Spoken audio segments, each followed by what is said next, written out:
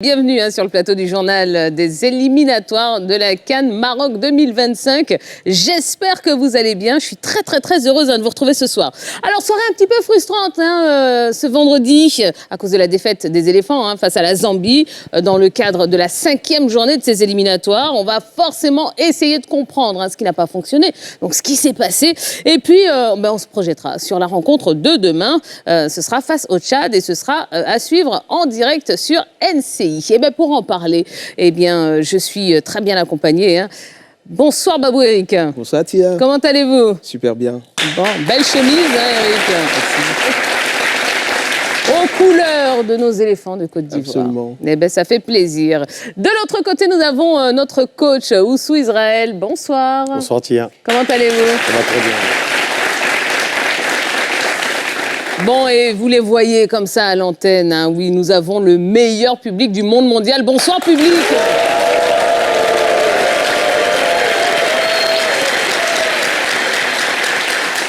Alors les amis, on a 1 heure à passer ensemble on va commencer par l'événement de ce vendredi, puisque la Côte d'Ivoire s'est déplacée en Zambie pour y affronter les Chipolopolo. Les éléphants se sont malheureusement inclinés 1-0. On va suivre tout de suite le compte-rendu d'Antoine Mahan et de Marco Seri. Le Lévi Mwanawasa Stadium de Ndola est devenu une citadelle imprenable pour les éléphants. Après la défaite 3-0 en juin 2023.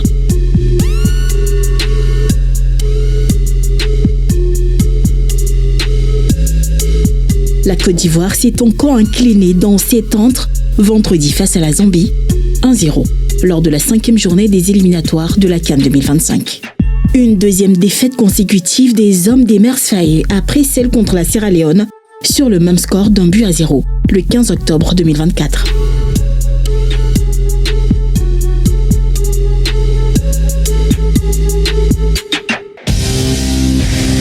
Arrivé mercredi à Ndola avec son ticket de la CAN 2025, après le match nul entre le Tchad et la Sierra Leone 1-1, les éléphants visent la victoire pour la suprématie dans le groupe G. Le président Idriss Diallo appelle à la mobilisation des supporters avant le match. Quand on est unis, quand on est solidaire, quand on est tolérant les uns envers les autres, quand on s'aime, on doit pouvoir réussir. Donc ils continuent de nous faire confiance, de nous accompagner de leurs prières et de leur soutien. La veille du duel, le sélectionneur Emers Faye, Béni Traoré, reste focus sur le succès lors de la conférence de presse. Sur le théâtre des hostilités, leurs bonnes intentions n'ont pas suffi. Pour preuve, avec leur nouvelle tunique, les éléphants subissent l'ouverture du score. Kennedy Musonda ouvre la marque pour les Chipolopolo sur ce service de Joseph Sabobo Banda avant la pause.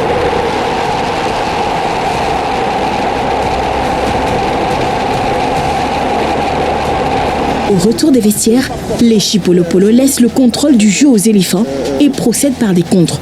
Cette option leur réussit bien puisqu'ils ont les meilleures occasions de scorer. Le portier Yaya Fofana sauve sa cage sur cette puissante frappe zambienne.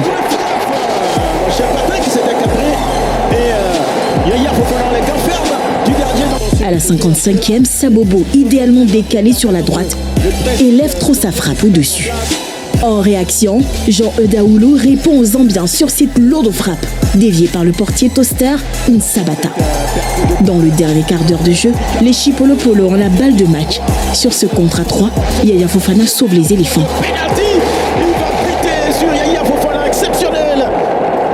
Dans les ultimes minutes de jeu, sorti du banc, Bayova Koun croyait égaliser à la suite d'une longue balle de Franck Kessié.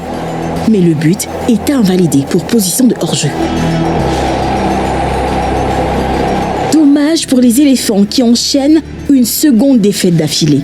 Une première sur Emers Faye qui devra tout mettre en œuvre pour rectifier le tir demain face au Tchad au stade Félix Houphouët-Boigny.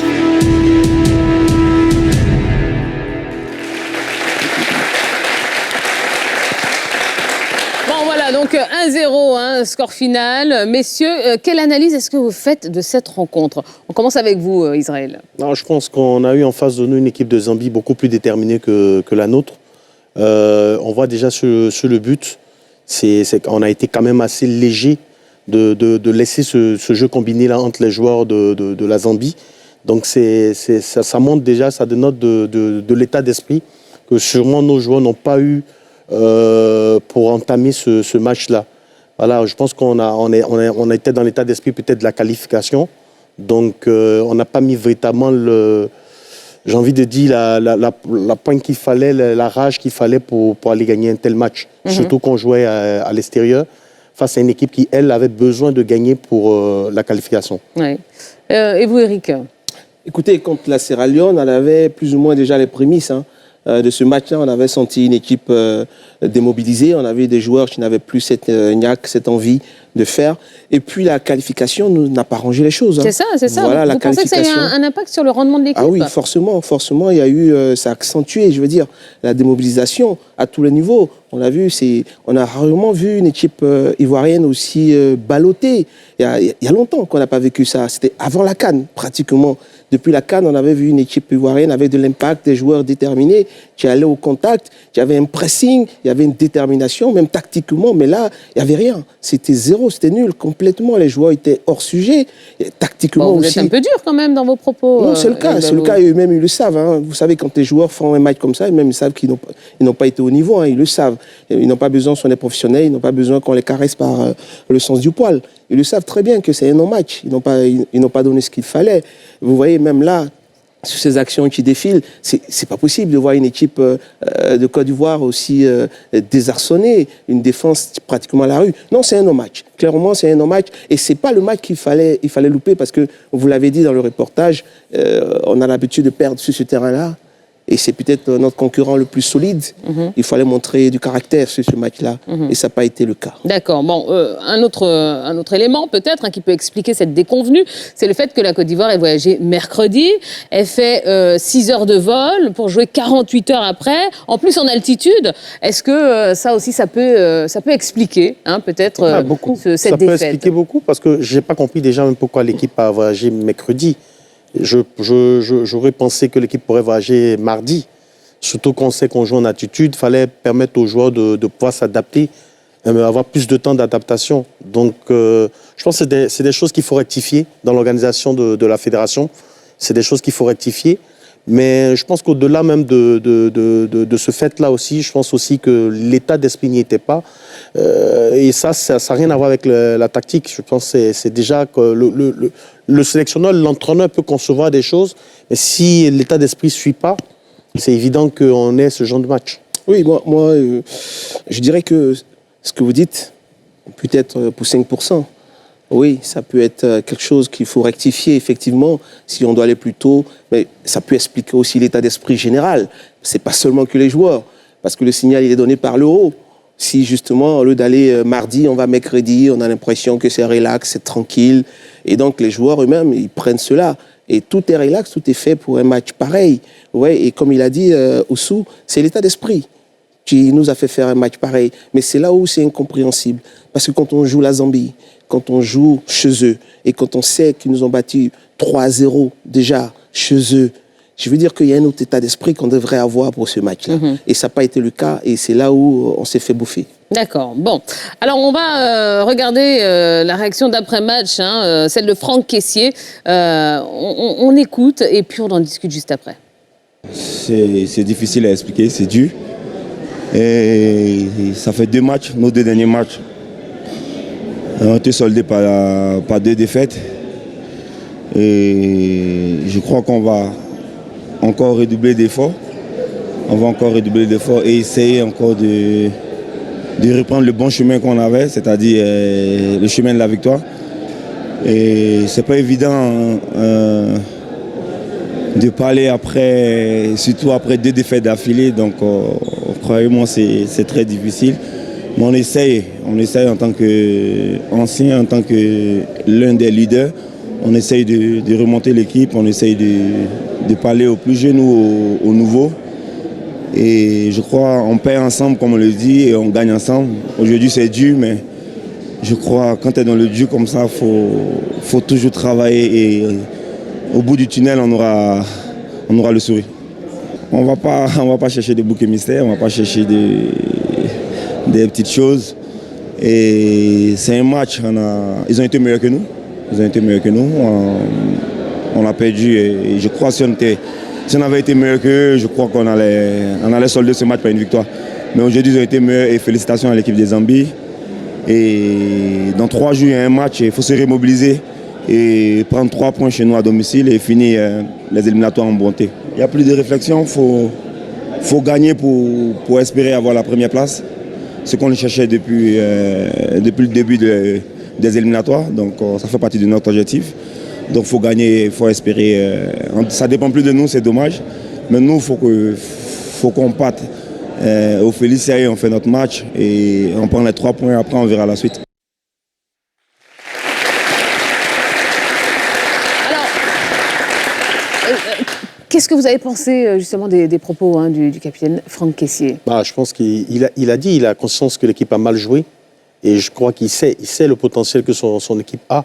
Donc c'est pas normal d'avoir une telle prestation. Il le dit, c'est vrai qu'il le dit que l'équipe de Zambie a été meilleure, mais on est champion d'Afrique. On n'a pas ce droit-là, on n'a pas ce droit de jouer comme ça face à la Zambie. Et je pense qu'il en a vraiment conscience, comme Babou l'a dit, c'est des professionnels. Ils savent qu'ils n'ont pas fait un bon match.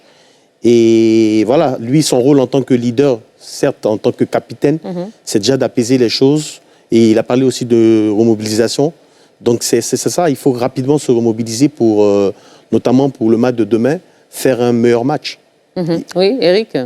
Je dirais qu'il est dans son rôle de capitaine. Ouais. Voilà, il est dit, il essaie d'apaiser les choses, mais en même temps, il est dit clairement qu'ils sont conscients qu'ils ont raté ce match-là, à l'image de lui-même son match. Il faut que lui aussi, il assume. Moi, j'ai revu le Kessié d'avant la CAN. Pratiquement, ce match qu'il fait, c'est pas à la hauteur de ce qui nous montre depuis un moment. Donc, je pense que c'est un ensemble. Voilà, il faut que tous se remettent en cause et qu'ils sachent. Évidemment, on est qualifiés, donc je pense que ça a dû jouer un peu dans tout cela. Mais je pense qu'ils doivent tous se remettre en cause. Et puis, il faut dire qu'une équipe nationale, c'est pas que 11 titulaires. Il y a aussi pratiquement des joueurs derrière. Il faut qu'eux aussi se remettent en cause. Donc, je pense qu'on en reparlera. D'accord, très bien.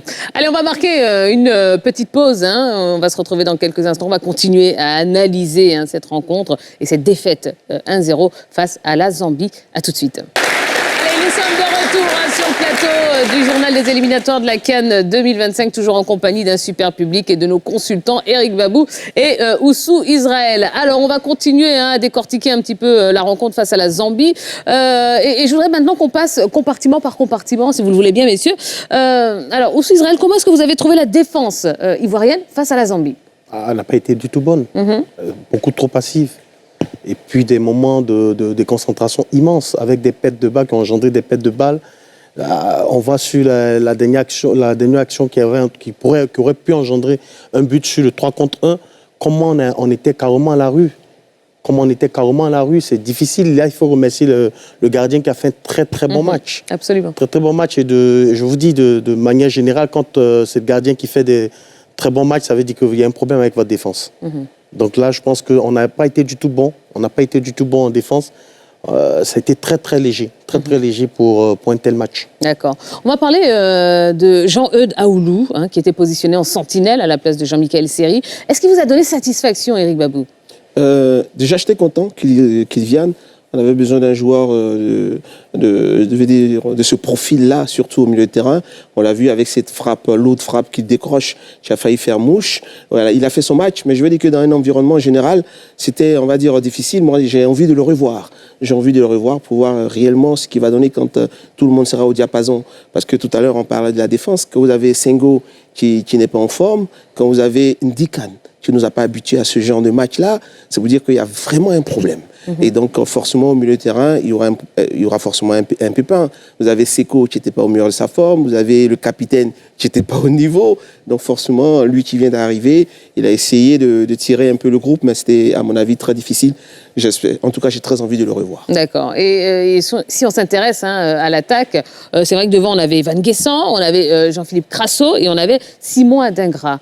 Est-ce que ce trio vous a satisfait ou qu'est-ce que vous en avez pensé? Ça a été quand même un peu difficile, je pense, parce que je pense que l'idée, pour moi, en tant qu'entraîneur, je pense que l'idée, c'était de pouvoir, à des moments du jeu, passer avec deux attaquants, parce que vous avez Guessant et Crasso, qui sont sensiblement des attaquants on va dire, comme dans le jargon on le dit, des attaquants de pointe.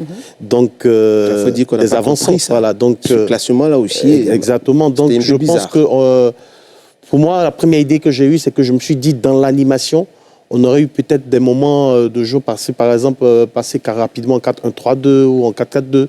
Je m'attendais un peu à ça, mais ça a été quand même assez difficile.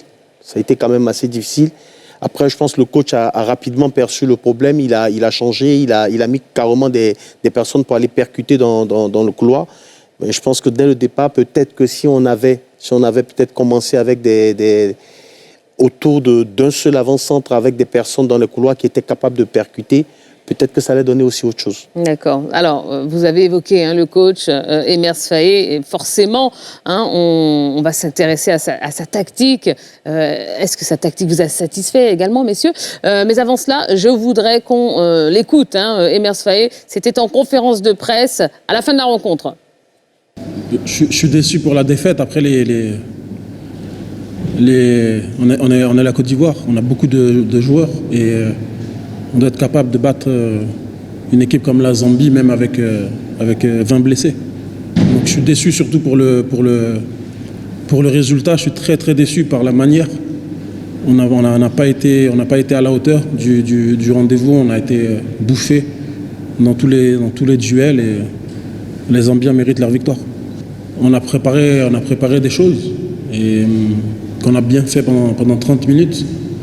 Mais c'est sûr que quand vous avez autant de déchets techniques qu'on l'a eu, c'est difficile de gagner un match. Et on s'en sort bien. Yaya, il fait 2 gros arrêts. Enfin, un gros arrêt et une grosse action de la Zambie qui a été ratée. Mais on n'a pas été bon du tout. On a été techniquement trop pauvre. Offensivement, on n'a rien produit. On n'a pas fait le décalage. Il y a une question qu'on a commencé, je dirais, pas tout le monde, mais en tout cas qu'une grande partie de la population a commencé à se poser. Est-ce que le coach Emers Faé a un 11 type aujourd'hui? Est-ce qu'on peut parler de 11 type en ce qui concerne les éléphants de Côte d'Ivoire? Moi, je pense personnellement que Emers Faé, quand il sort d'une CAN qu'il remporte, il a forcément un 11. Il a forcément des joueurs qu'il connaît. Maintenant, dans son cheminement, et c'est là où j'ai un gros souci, on n'arrive plus à le percevoir, on n'arrive plus à comprendre un peu son cheminement. Parce qu'on a connu Emers Faé pendant la CAN qui était très logique dans ses choix et même dans ses remplacements. Tout ce qu'il faisait était logique. Aujourd'hui, on en a parlé, même je crois avant ce match, je me rappelle sur le plateau, on ne comprend même pas souvent ses sélections aujourd'hui. Quand vous voyez, par exemple, qu'il appelle, comme on appelle Konaté Karim, à la place de Amad Diallo, j'aurais pu justement sur ce match-là jouer en titulaire, et là il nous met comme titulaire Guessant et Crasso. Il y a un souci. Si Amad Diallo était là, je pense, à défaut des PP, Amad Diallo aurait joué. Vous êtes d'accord, Israël ? Tactiquement aujourd'hui, on se pose beaucoup de questions sur la logique de l'entraîneur Emers Faé. D'accord, oui. Moi, je pense qu'on ne va pas revenir sur le débat du lundi, parce que c'était le débat du lundi sur le choix des hommes. Mais comme je l'ai dit, je pense qu'aussi les choix respectent aussi une vision, une stratégie qu'on veut mettre en place. Dans la conférence d'après-match, il le dit qu'ils ont travaillé certaines choses et qu'on a senti ce qu'ils ont travaillé comme stratégie, ce qu'ils ont voulu mettre en place, juste 30 minutes. Donc ça veut dire que déjà, en amont, avec l'observation de la Zambie, ils avaient déjà une idée claire de ce qu'ils voulaient faire tactiquement. Ça n'a pas marché. Voilà, je pense qu'il ne faut pas rentrer dans trop de détails de choix d'hommes, parce que je pense que, comme il a dit, ils ont essayé de travailler sur certaines choses tactiquement. Après, quand vous êtes entraîneur, c'est comme ça peut marcher ou ne pas marcher, il faut assumer. Bon. Et là, il assume. Alors, par exemple, est-ce que vous comprenez la titularisation d'Ousmane Diomandé ? Oui, moi je comprends, par exemple. Vu les dernières performances de Ousmane Diomandé en club, avec ce grand match face à Manchester City, tout ça, je pense que c'est logique quand même de le titulariser. C'est pas grande chose, je pense. Et il ne fait pas un mauvais match, Ousmane. C'est pas lui qui fait les plus grosses boudes. On a vu une bout de Ndika qui, comme Babou l'a dit, qui nous a pas habitués à ça.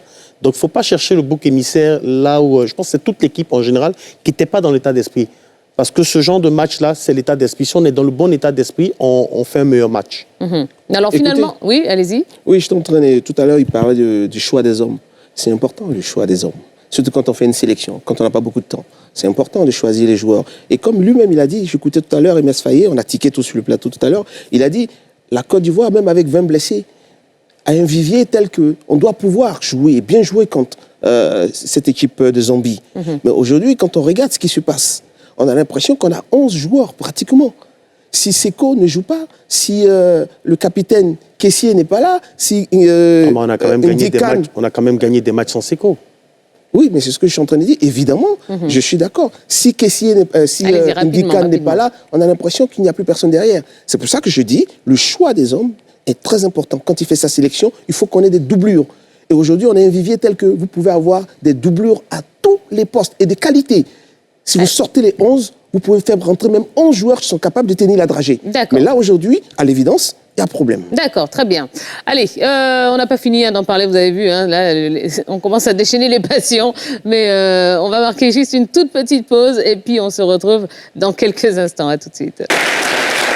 Allez, on est encore là pour parler et débriefer ce Zambie-Côte d'Ivoire que vous avez pu suivre en direct sur NCI, toujours en compagnie du public, d'Éric Babou et d'Oussou Israël. Je ne sais pas si vous avez remarqué, ce vendredi, les éléphants ont arboré leur nouveau maillot extérieur face à la Zambie. Et d'ailleurs, il y a eu beaucoup d'interrogations sur ces tuniques.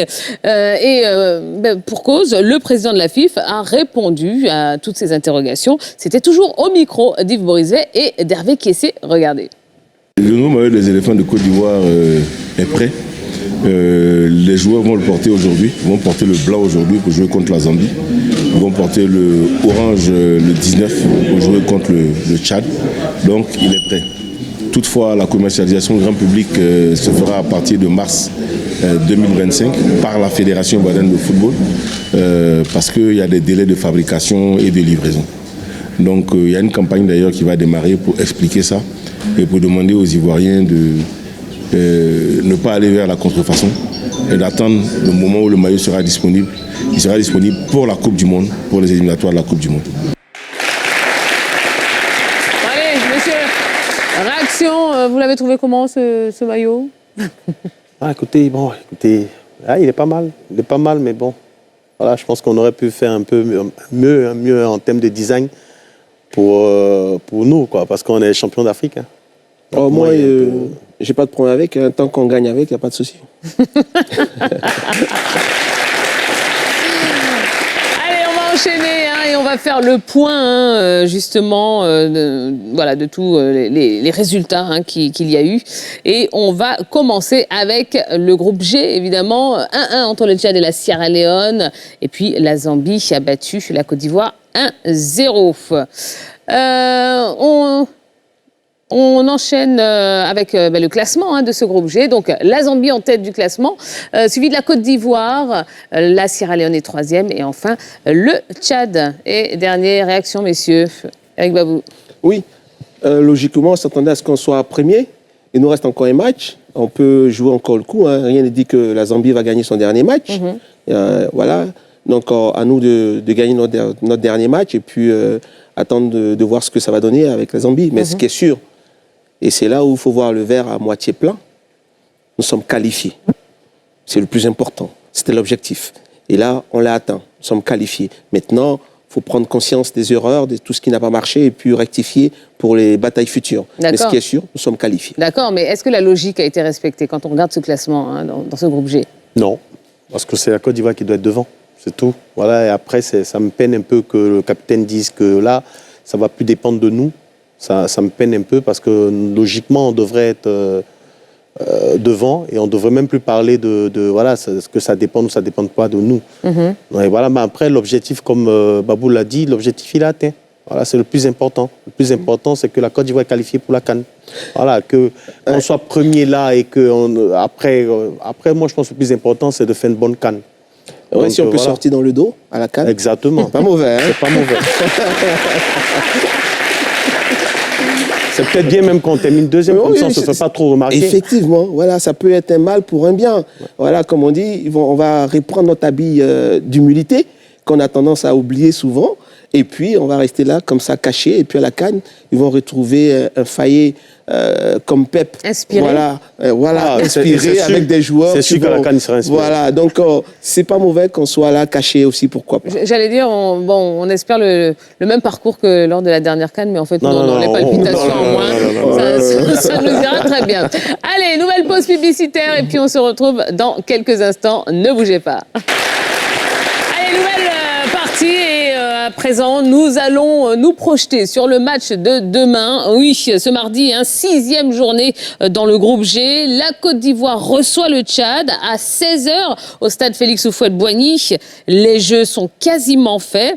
Alors, messieurs, quels peuvent être les enjeux de cette dernière journée ? Eric Babou. Oui, parce que pour moi, il est évident que c'est un match qu'on doit gagner. On doit terminer la compétition de fort belle manière. Maintenant, je me pose des questions. J'ai même envie de rêver. Voilà, quelque chose d'un peu utopique. Je sais que ce ne sera pas forcément à la vie de tout le monde, mais j'ai envie de voir un 11 inédit. J'ai envie de voir tous ceux qui n'ont pas l'habitude de jouer ce match-là, les responsabiliser. Parce qu'il a dit tout à l'heure, Emers Fayet, même si la Côte d'Ivoire a des joueurs blessés, 20 joueurs, la Côte d'Ivoire a un vivier énorme. Et tous ceux qui sont sélectionnés aujourd'hui, je pense, sont capables aujourd'hui de jouer et de faire gagner la Côte d'Ivoire. J'ai envie, sur ce dernier match-là, de voir un 11 inédit. J'ai envie de voir... Donc on fait sortir tout le monde et puis on met que des nouveaux. Seko se reposer, j'ai envie de voir Kessié se reposer, parce que je pense, à moins que je me trompe, à moins qu'on me dise que tous les autres qui sont sélectionnés ne sont pas capables de jouer. Mais s'ils sont capables, s'ils sont sélectionnés par Fayet, je me dis qu'ils sont capables, ils ont le niveau. Et donc, j'ai envie, et je rêve, je peux être un peu fou sur le coup, mais j'ai envie de voir une équipe inédite. Alors,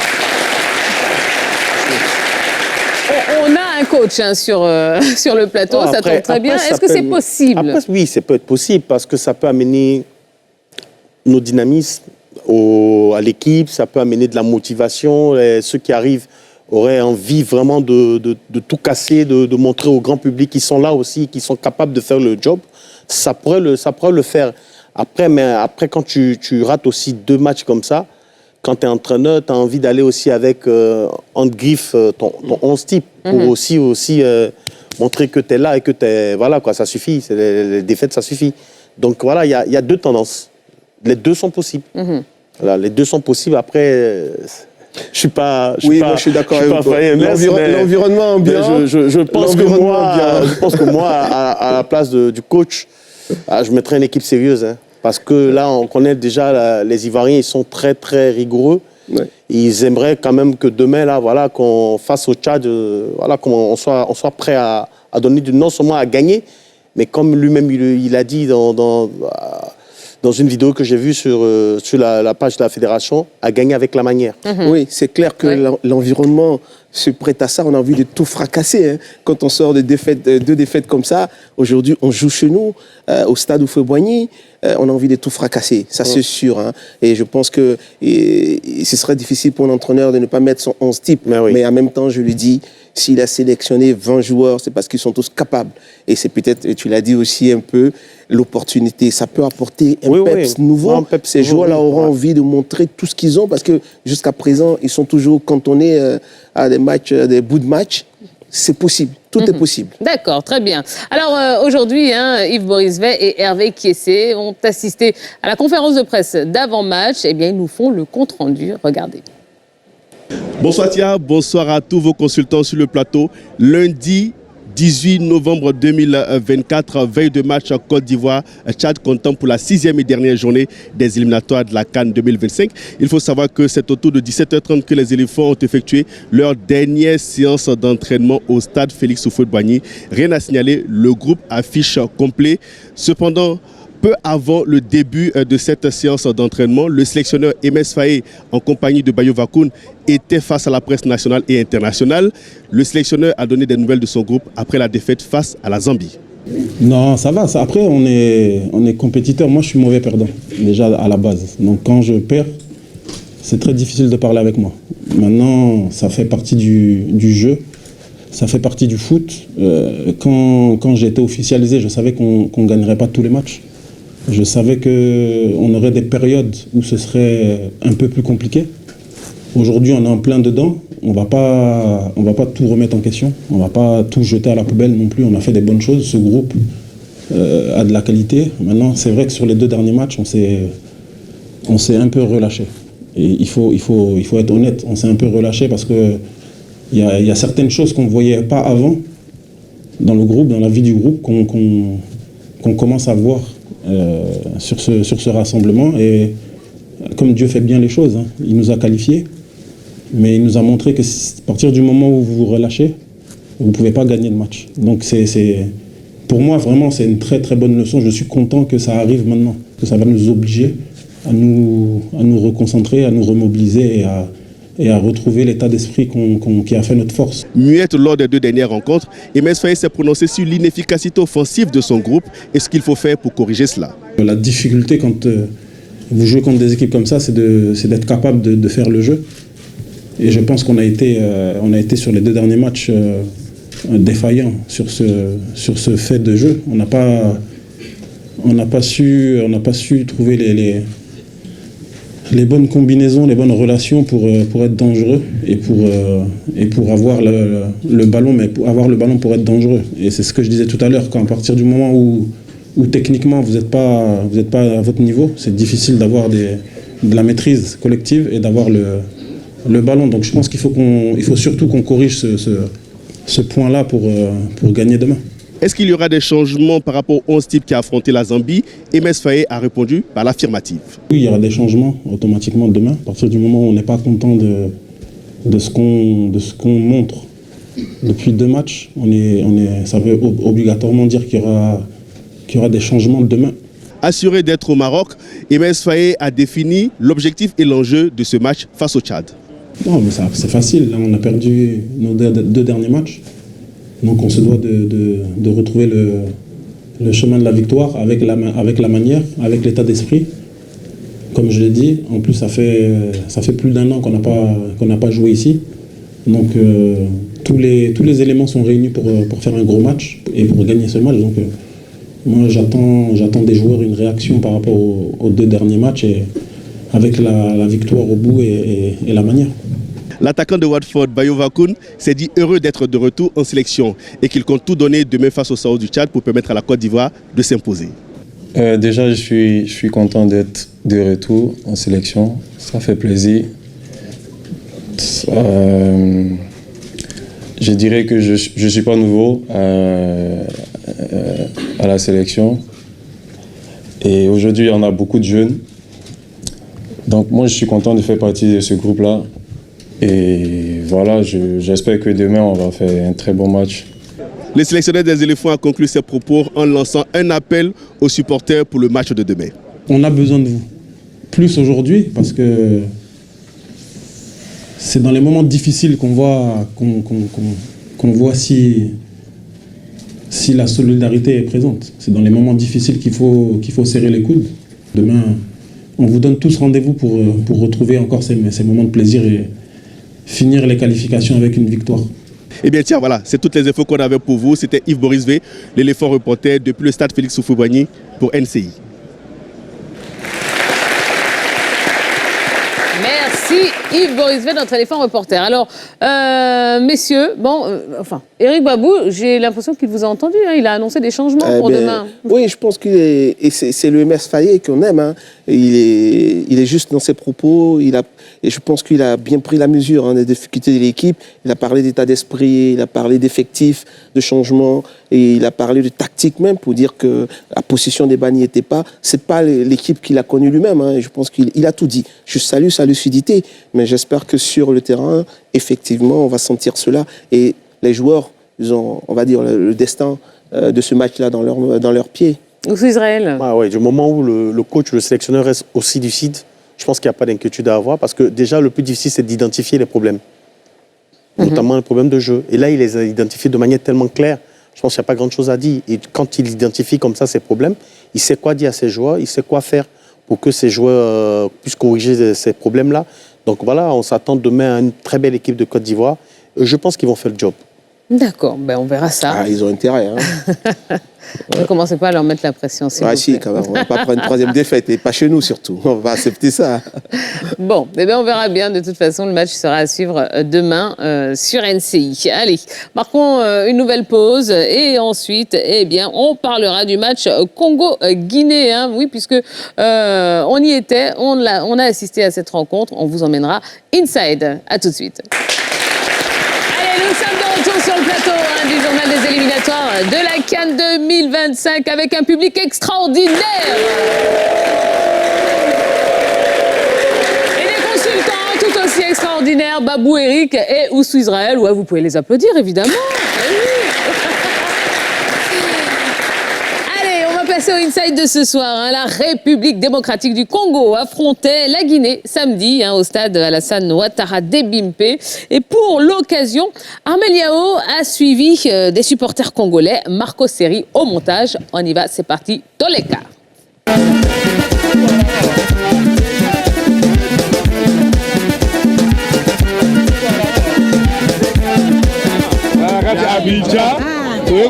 Victoire à Bisso.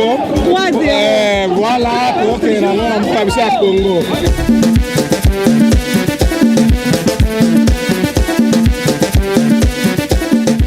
Gaëla Kikaya la patrona, Gilda Sambé mon ami Gaël, Loïdio.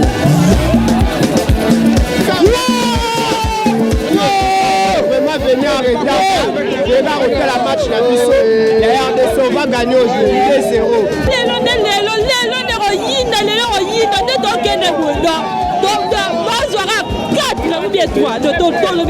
Mon ami, on a venu ici pour récupérer la victoire amenée à RDC.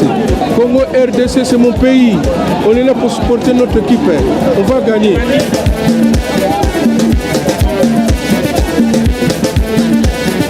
Na mbote na bakongolais équipe na biso za munene kala to bandaki kobela melelo équipe bongo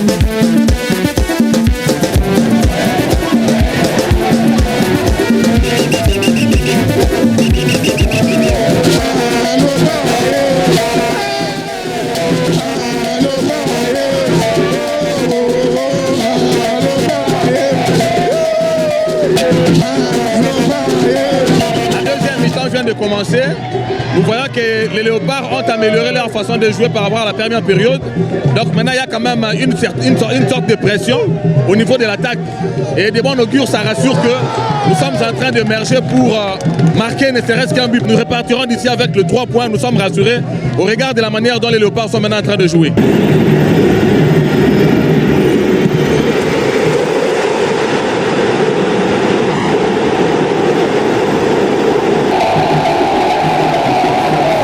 Nous n'avons pas démérité. Vous avez vu que les Léopards ont essayé de mettre les pieds sur le ballon.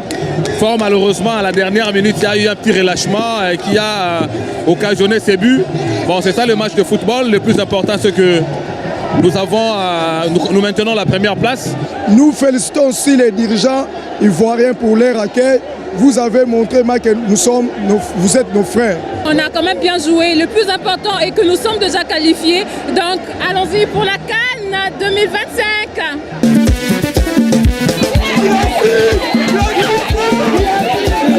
Je suis très contente malgré qu'on a perdu aujourd'hui, mais je suis contente parce qu'on est déjà qualifiés. On a juste voulu leur donner un but pour pouvoir voir les Tanzaniens. En tout cas, félicitations Guinée, félicitations.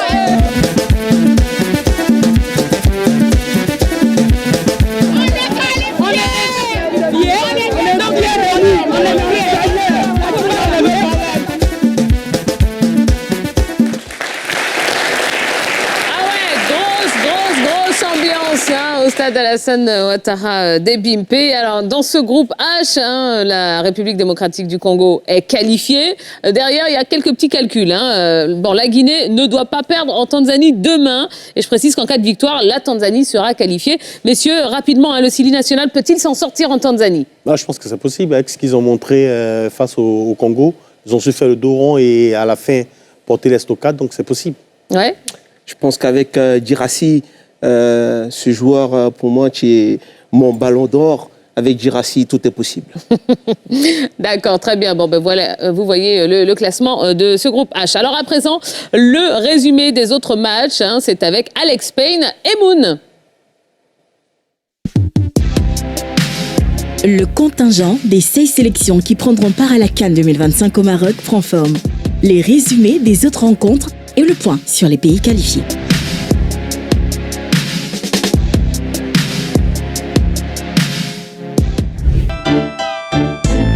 Battue par le Togo 3-0 dans le groupe E, la Guinée équatoriale accompagnera l'Algérie au Maroc en décembre 2025. Les éperviers qui se sont imposés grâce à un doublé de Yao Anor et un but de Kevin Danke, sauve l'honneur. Leader du groupe E, l'Algérie justement a clos sa campagne en restant invaincue. Dimanche, les Fennecs ont atomisé le petit poussé libérien 5-1 à domicile. Déjà qualifié avant son match contre la Namibie, le Cameroun s'est contenté du match nul 0-0 face à la Namibie mercredi lors d'une rencontre qui s'est déroulée à huis clos en Afrique du Sud. Privé de Carlos Baleba, Zambo Anguissa ou encore Brian Bemo, les Lions indomptables n'ont pas du tout brillé. La première place du groupe J est néanmoins en poche avant d'affronter le Zimbabwe. La Guinée a souffert mais reste en vie dans la course à la qualification.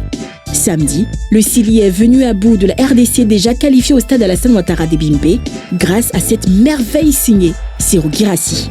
L'attaquant du Borussia Dortmund et ses partenaires tenteront de valider leur billet face à la Tanzanie. 5 sur 5 pour le Maroc qui a étrillé le Gabon 5-1 dans le groupe B à Libreville. Menés après 4 minutes, les Lions de l'Atlas n'ont pas tardé à réagir. Brahim Diaz s'est notamment offert un doublé. Le Maroc, seule nation à avoir remporté tous ses matchs avant d'achever son parcours face aux Lesotho. Peu efficace offensivement, le Mali a pourtant assuré l'essentiel vendredi sur la pelouse du Mozambique. Un but de Kamori Doumbia a permis aux Aigles d'enchaîner une 3e victoire en 6 matchs. Leader de la poule I, le Mali verra le Mozambique et la Guinée-Bissau se battre pour le second ticket. Le groupe L à présent. Le Sénégal a battu le Burkina Faso sur le plus petit des scores à Bamako, avec une réalisation in extremis de Habib Diarra, 1-0. Les deux nations sont qualifiées. Avant d'accueillir les éléphants, le stade Félix Houphouët-Boigny a abrité le derby entre le Bénin et le Nigeria. Victor Osimhen a répondu à l'ouverture du score du défenseur ivoiro-béninois, Mohamed Tidjani, 1-1 au terme de la rencontre. Les Guépards, pas encore qualifiés, joueront alors leur destin ce lundi face à la Libye. Grosse sensation, le Ghana ne s'est pas qualifié pour la phase finale de la CAN. Une victoire contre l'Angola aurait pu faire espérer les Black Stars. Jordan Ayew a d'abord mis son équipe sur les bons rails avant de voir les siens concéder l'égalisation en seconde période. 1-1. Les Palancas Negras, eux, finiront en tête du groupe F. Le Cap-Vert ne sera pas non plus du voyage dans le Maghreb l'an prochain.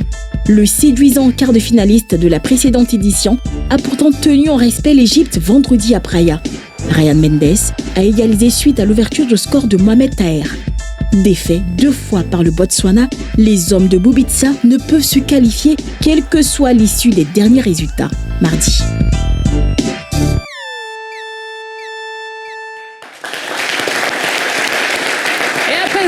Messieurs, je vous propose de faire le point des pays déjà qualifiés pour la CAN 2025 avant la dernière journée.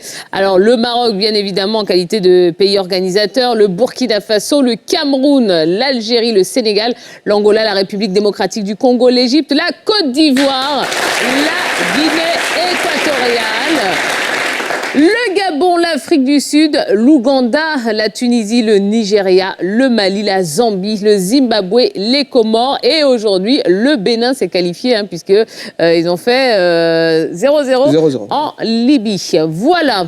Alors on va enchaîner avec le classement des meilleurs buteurs, évidemment. Et puis ça a changé depuis tout à l'heure. Alors c'est Brahim Diaz, le Marocain, qui est en tête des buteurs avec 7 réalisations, suivi de Serhou Guirassy de la Guinée avec 5 buts.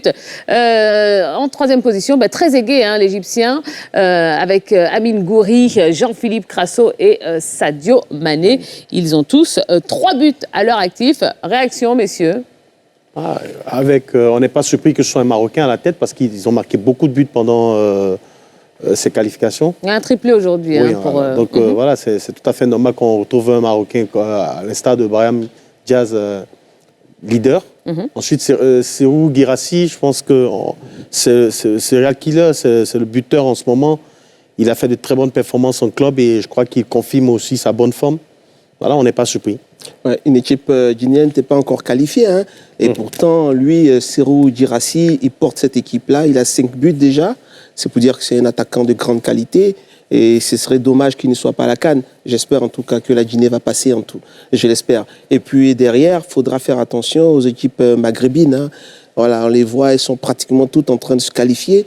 Et la CAN se joue au Maroc, dans un environnement propice. Et elles sont souvent très, très, très redoutables quand elles sont dans ce confort-là. Il faudra faire attention à ces équipes maghrébines. D'accord, ben, très bien. Après, on a Jean-Philippe Crasso, qui fait partie de la liste. Absolument. Donc ça prouve aussi que nous aussi, on a des buteurs. Ouais, salut sa performance. Et ben voilà. Allez, on en a fini avec cette belle soirée. Le public, ça va? Vous avez aimé? Vous avez passé un bon moment? Merci beaucoup aux consultants, à Eric Babou, à Oussou Israël. Merci à vous de nous avoir suivis. Le prochain rendez-vous sport, c'est pas loin. Non, c'est demain pour ce Côte d'Ivoire-Tchad, à suivre à partir de 15h en live and direct sur LCI, la nouvelle chaîne ivoirienne. Excellente soirée à tous et à demain. Ciao, ciao.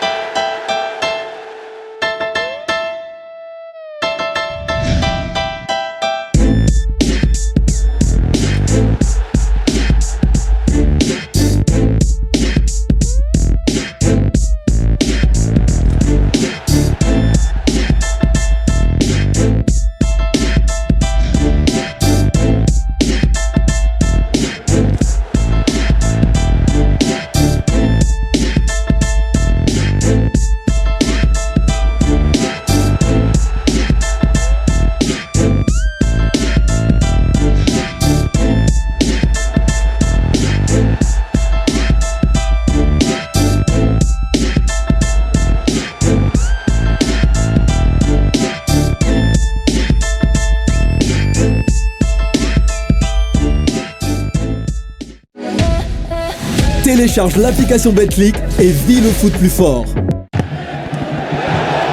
Quand c'est affaire de ballon, Oran Vela.